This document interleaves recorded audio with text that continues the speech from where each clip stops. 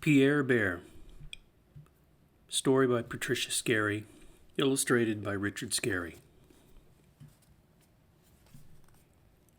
In a windswept cabin, away up north, lived brave Pierre Bear.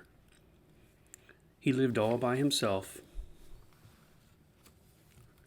When Pierre wanted a fish supper, he went fishing, all alone. He cut a hole in the ice and dropped in his fishing line. Soon he pulled out a big fish, for Pierre was a great fisherman. Pierre went home and cooked his fish. He put the red cloth on the table, and he sat before the fire to eat his fine fish supper. "I wish there were someone here to share my supper," thought lonely Pierre Bear. Then Pierre climbed between the soft furs that were his bed. He went to sleep and dreamt a happy dream. He dreamt that he was with a lot of other bears who were laughing and singing and never lonely. Next morning, when Pierre Bear looked in his cupboard, he saw that he needed more food. So he took his big rifle and it headed for the wild woods to hunt the terrible moose, the biggest, wildest animal of the north. Pierre walked across the snow until he found the huge tracks of the terrible moose. Then he blew a moose call on his moose calling horn. And a huge, terrible moose came crashing through the woods. His antlers were enormous. His hoofs beat like thunder as he charged for Pierre. But the brave little bear was not afraid. He shot him. Bang! And the moose fell dead. For Pierre was the bravest hunter of all the north. Pierre took his moose home, and he made a moose stew, and moose pie, and moose cake, and 13 jars of minced moose meat. His cupboard was full, and he wished that he had someone to help him eat all that good food. Then one day it came time for Pierre Bear to take the furs he had hunted all season to the trading post to sell. He piled them on his sled and went off on the long journey through the woods. He wore his red hat and his best snowshoes. The trading post was a jolly place, and the traders greeted Pierre merrily. They counted his furs, they weighed his skins, and they gave him a lot of money for them. Pierre went to a store to spend his money. From a pleasant lady bear, he bought some pans to cook with.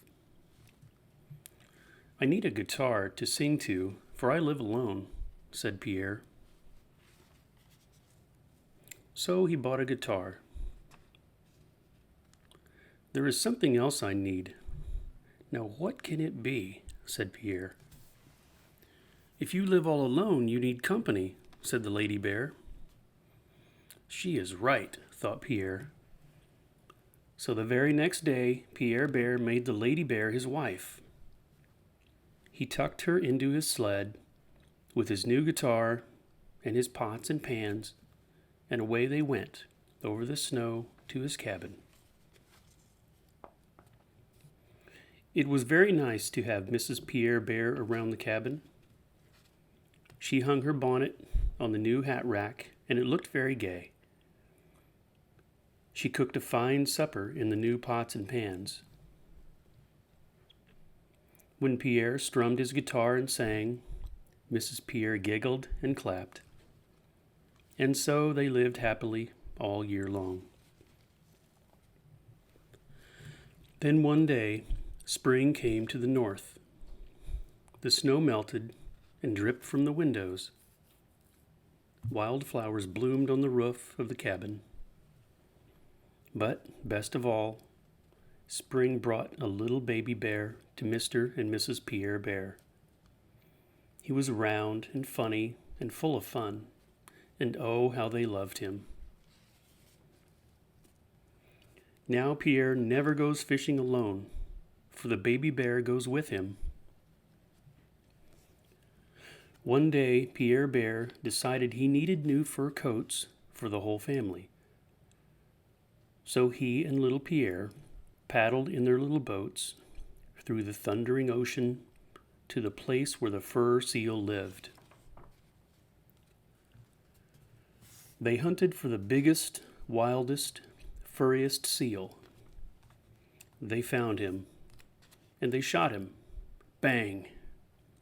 For Pierre and little Pierre were two great hunters.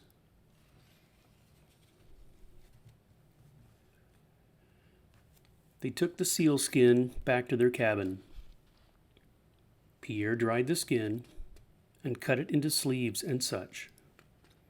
Then, with her bone needle, Mrs. Pierre sewed them all coats. They were the finest coats in the north. They should be, said Mrs. Pierre proudly, for you are the two greatest hunters of all the north. The end.